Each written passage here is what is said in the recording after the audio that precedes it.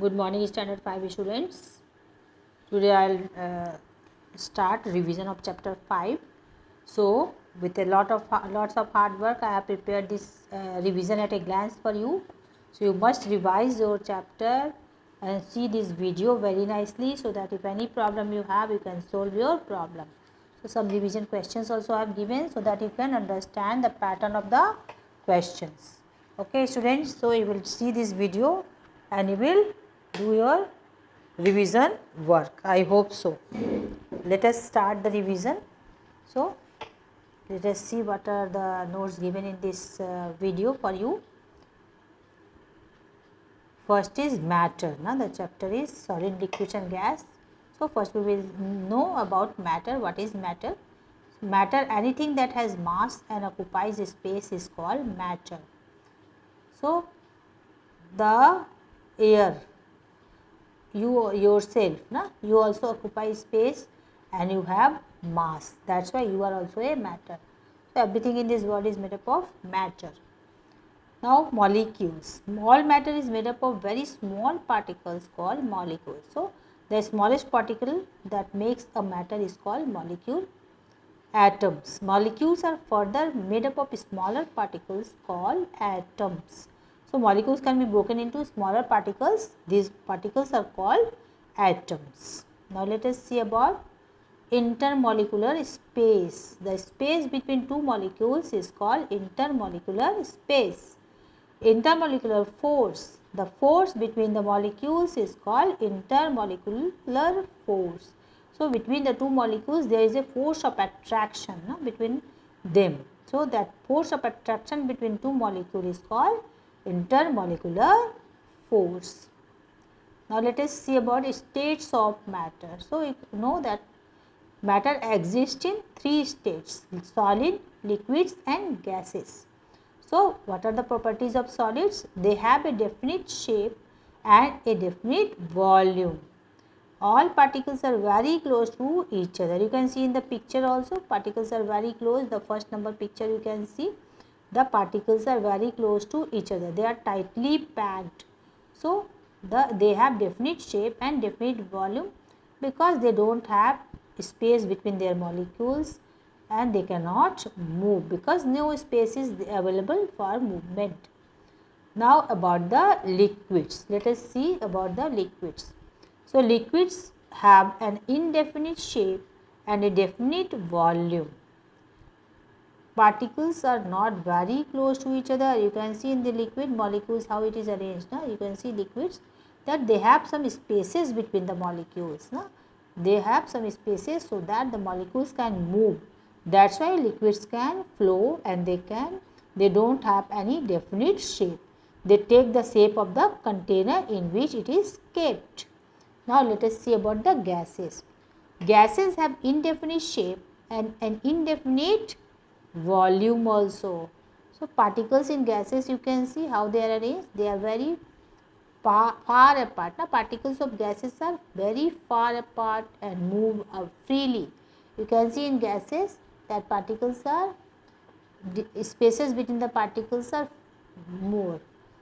It is more and they are very far apart from each other. That's why they can move freely and they take the whole space that is available to them and they occupy the whole space in the container also. So, they cannot have any fixed volume and fixed shape also. They take the shape of the container and they take the volume of the container also. So, they don't have any definite shape and definite volume. Now, next we will see about topic. You can see the picture also in this way, it is very clear. Now, you can see in solids how the solids are very tightly packed molecules. They don't have any space between them, they are very tightly packed. In liquids you can see some spaces are there and gases you can see they are far apart from each other. That's why they can move freely and take the whole space available to them. Now, next we will see about other topics, that is solubility. So, what is solubility? Solubility of a substance is its maximum amount that can be dissolved in a specified amount of solvent. So, a fixed amount of solvent can dissolve a fixed amount of solute, that is solid. So, that substance that dissolve in the solute and solvent and form solution. So, this amount is called solubility. What the maximum amount can be soluble in a fixed amount of liquid, that is solvent, that is called solubility of that substance. We will see what are solute, solvent and solution. In this you can see the solid, the solid you can see solute, the solid what I am adding, the what is added, that is called solute, that is solid, and solvent the liquid in which the solute is added, that is called solvent. So, solute dissolves in solvent. Let us see about other definitions. Solute, first we will see about solute. The substance which gets dissolved is called the solute. So, when we dissolve a substance in any liquid or any other thing, then it is called solute. Example, salt, sugar and glucose is soluble in water.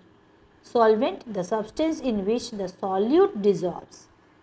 In case of sugar solution, the water is solvent and sugar is solid, because the substance in which the solid dissolves, that means the water in which sugar dissolves, that water is called solvent. Example, water, kerosene, petrol. Kerosene, petrol also can dissolve any other solute.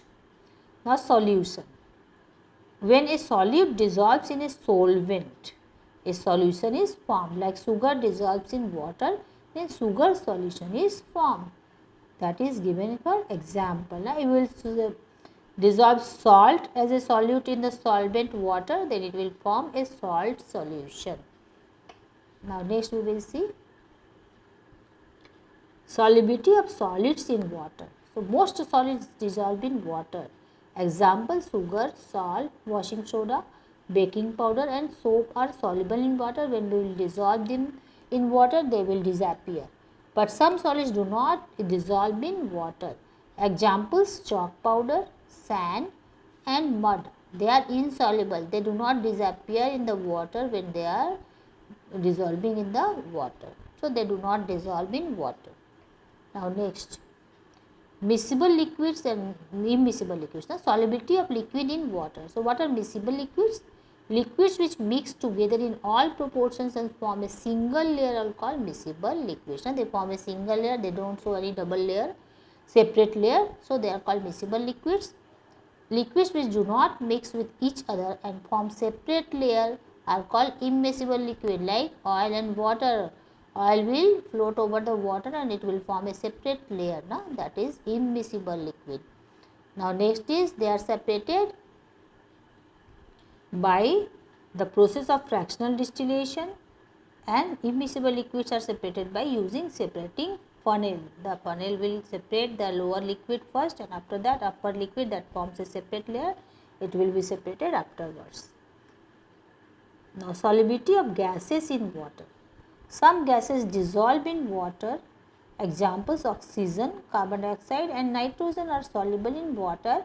Some gases do not dissolve in water. Examples, hydrogen, helium and methane. So, oxygen and carbon dioxide are very important gases, that is very much important for the aquatic plants. Those plants and animals, those who are living in water, they take oxygen dissolved in water, and plants take carbon dioxide dissolved in water to do photosynthesis to make their food. So, these two gases are very important for the aquatic plants and animals. Now, let us see about change of state of matter. Matter changes its state by changing the temperature by heating or cooling. So, on heating, ice changes into water at 32 degree Fahrenheit or 0 degree Celsius. Again, after cooling, water will again change into ice. After that, when water is heated up to 212 degree Fahrenheit, that is 100 degree Celsius, then it changes into steam, and steam again can cool. After cooling, steam can again form water. So, this is called change of state of matter. Other substances also can change the state, like candle wax. When we heat candle wax, it will change into liquid form. Again, when we will cool it, then it will change into solid wax.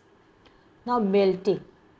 A change from a solid phase to a liquid form. Now, when a solid changes into liquid, at a solid's melting point, there is a point at which a solid melts, that temperature. The solid gains enough heat to change to a liquid. Now, after heating, like ice, if you will take solid as a ice, then after melting, ice will change into water. Again, when we will boil it, it will change into water vapor. Again, when we will cool water vapor, that means minus energy, then it will change again into solid. So, this is the melting in which a solid changes into liquid. Evaporation, the process of changing water from a liquid to a gas. That means if water changes into water vapor, water is liquid, water vapor is gas. So, water changes into water vapor, that is called evaporation. Water is the name of the water vapor is the name of the water in gas form. Heat from the sun causes water on the earth's surface to evaporate more rapidly. Physical change and chemical change. So, any change where no new substance is formed is called physical change. No? It is no new substance will form, only the physical property will change. Chemical change, any change where new substances are formed is called chemical change. You can see physical change, ice is melting, but the property of water is not changing. Chemical change, burning wood, it changes the property of the material. Now, chemical change, you can see before wood log, after during log getting burnt, and after you can see a new substance, that is pile of ash is formed. Lemon, when we squeeze lemon, we take out lemon juice, after that it remains the same, the substance do not change, that is physical change. Now, next is revision questions. So, first is that differentiate between physical change and chemical change, question number 1. So, let us see, physical changes are mostly reversible, that means you can get the substance back, like ice will change into water, again you can change water into ice. No new substance are formed, the property of the substance retain their own property. Now, the substance retain its chemical properties. In chemical change are reversible, not reversible, they are irreversible. So, chemical changes, a new substance is formed. The new substance formed have different properties from the original substance. The property totally changed. A total new substance is formed in a chemical change. Define these molecules. Matter is made up of very small particles called molecules. Solubility, the property of one substance dissolving in another is called solubility. We have seen also. Solid also I have explained that substance which gets dissolved is called solute, like solid sugar and salt. Matter, anything that has mass and occupies space is called matter. Okay. Now give 2 examples of each. Question number 3. Physical change. 2 examples are melting of ice and cutting of wood. Now, cutting of wood will not change the property of wood, and melting of ice will not change the property of water. B number, chemical change, burning of wood. After burning, wood will change into ash, that is a total new substance. Cooking of wood, after cooking, the property of wood changes. C number, gases that dissolve in water are oxygen and carbon dioxide. D number, miscible liquids, milk and water mixes together. Honey and water also mixes together in all proportions, so they are miscible liquids. Immiscible liquids, petrol and water. Water cannot dissolve petrol. Mustard oil and water, mustard oil also form a separate layer, petrol will also form a separate layer in water, so they are immiscible liquids. Now choose the correct option. First number is molecules of different substances have different weights, shape, sizes and all of this. So in this, all of this is correct because molecules of different substances have different weights, different shapes and different sizes. So option D is correct. Question number 2. Molecules can be broken into smaller pieces called atoms, nucleus, moles. D, none of this. So, molecules can be broken into smaller pieces called atoms. So, option A is correct in this case. Let us see another questions. Molecules are always in the state of motion, rest, diffusion. So, molecules are always remaining in the state of motion. Option A is correct in this case. Now, 4 number, in a chemical substance, no new substance is formed. In a chemical change, no new substance is formed. New substance is formed. No change occurs, none of this. So, you know that in chemical change, new substance is formed. So, option, in this case option B will be correct. So, let us see which is option B, that is new substance is formed. We will take that new substance is formed. So, next we will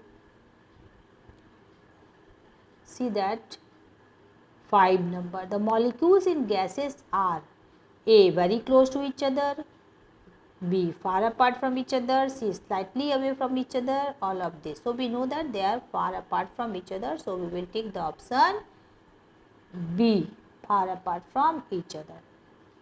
Okay. Now, let us see about the chapter is that revision of chapter 5 is over. We will meet in the next class with next chapter. Thank you.